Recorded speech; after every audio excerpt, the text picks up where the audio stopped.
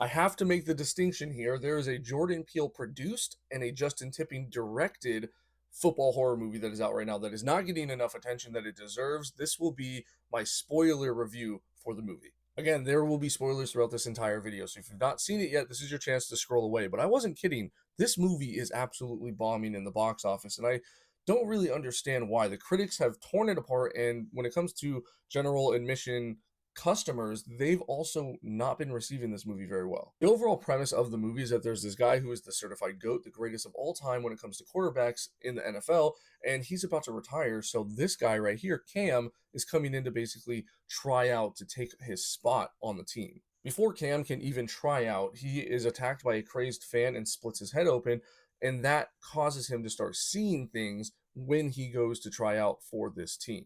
Now, the overall message of this movie, and I think this is the part that people are getting very confused when they watch it and why they don't like this film, is to show that football as a whole is seen as a cult.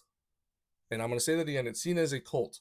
And I know that it's kind of obvious that that's happening, but they do it in such an awesome way to tell that story. You see, in the real world where we live, they show that there are cult like crazed fans like this person here, Marjorie, who's just obsessed with the quarterback and just lives and breathes them. And that is the cult like fandom that we see in our real world.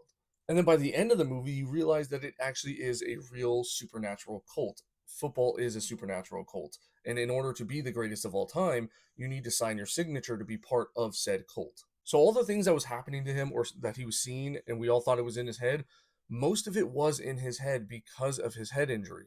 But if you pay attention closely to the movie, he doesn't start seeing anything until he starts taking the greatest of all time's blood into his system as if it were steroids. And by the end of the movie, you find out that he would sacrifice anything to be the greatest of all time. He would do anything to be in that position.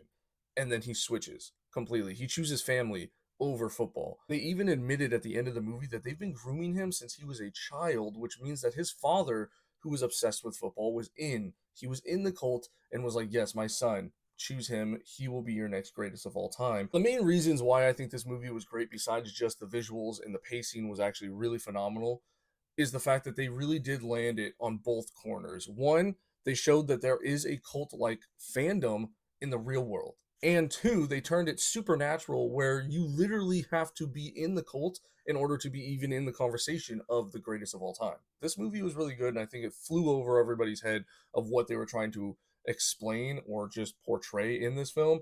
I think it was great, and you guys should definitely give it another watch.